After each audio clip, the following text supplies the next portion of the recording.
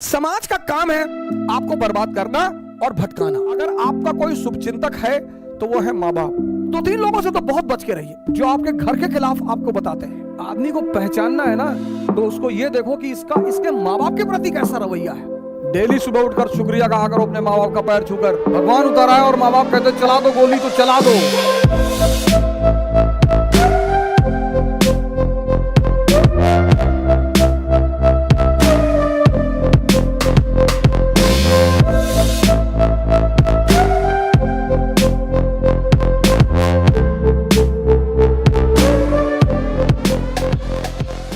समाज का काम है आपको बर्बाद करना और भटकाना।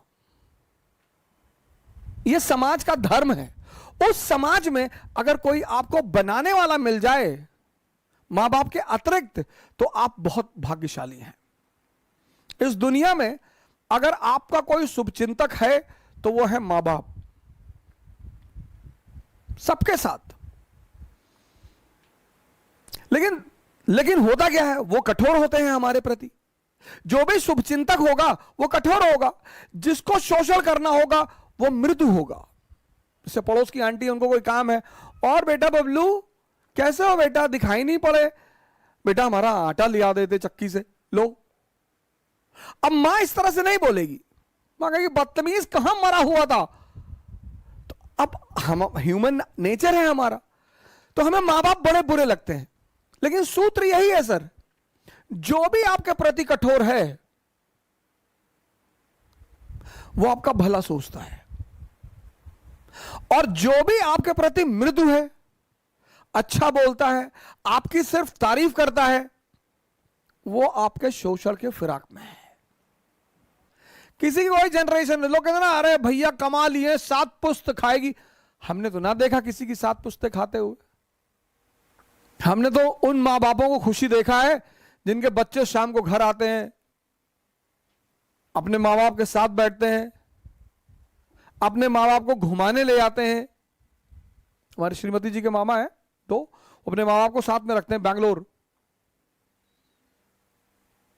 उनके मां बाप से ज्यादा धनी आदमी कौन है सर इस संसार में, जिसकी बुजुर्गियत में बच्चे मोहब्बत करें।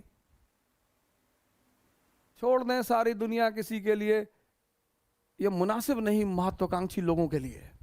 भाई माँ बाप तो वही है ना, उनसे ज्यादा प्रेम कौन करेगा। हाँ, वो अगर आपको छोड़ दें तो चिंता का विषय है सर, तब तो दुखी होने का विषय है सर। लड़की ने छोड़ दिया, लड़के ने छोड़ दिया, कोई फर्क नहीं पड़ता सर। अगर महत्वाकांक्षा है, अगर आप खुद को बेवकूफ बना रहे हैं, बहुत फर्क पड़ता है सर। किसी भी व्यक्ति का आपके जीवन में होना इस बात पे भी निर्धारित करता है कि उसने आपको राय क्या दी। और 2-3 लोगों से तो बहुत बच के रहिए। एक, जो आपके घर के खिलाफ आपको बताते हैं, तुम्हारी मम्मी को ऐसा नहीं करना चाहिए। अरे मम्मी यार क्यों नहीं करना चाहिए, करना चाहिए। मेरी माता जी तो आज भी मुझे चौराहे पे गाली देके मार देती है।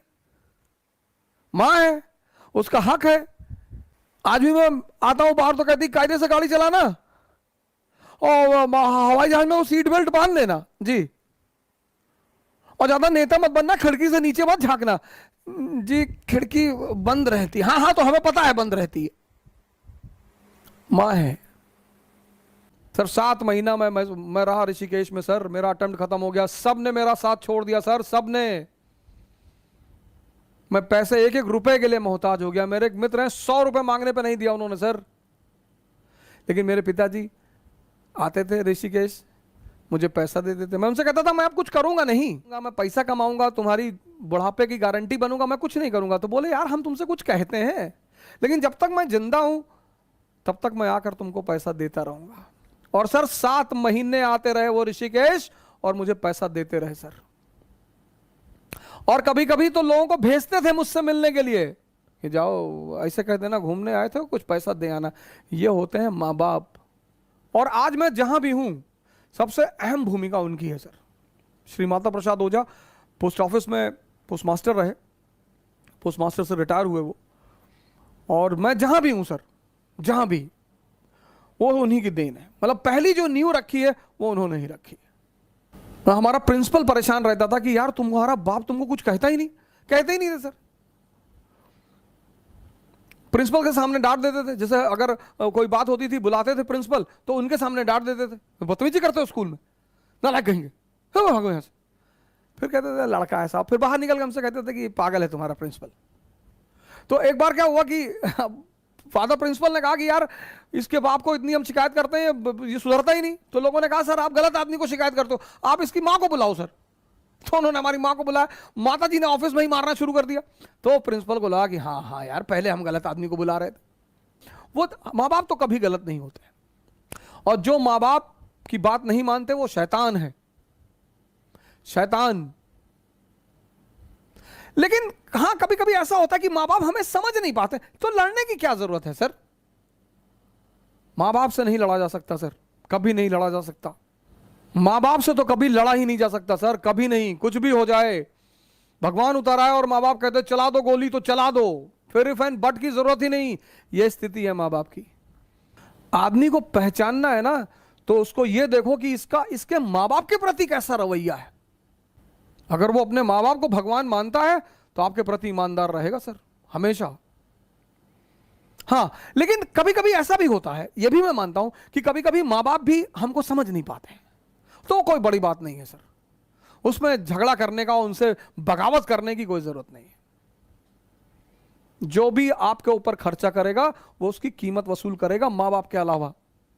क्यों परेशान कर रहे हो माँ बाप को अपने? क्यों कर रहे हो परेशान? हमको बाइक दिला दो, हमको ये दिला दो, पढ़ा रहे हैं कम है? डेली सुबह उठकर शुक्रिया कहा करो अपने माँ बाप का पैर छूकर कि यार खिला रहे हो, यही बड़ी बात है। कोई दूसरा खिलाएगा चमड़ी उतार लेगा तुम्हारी।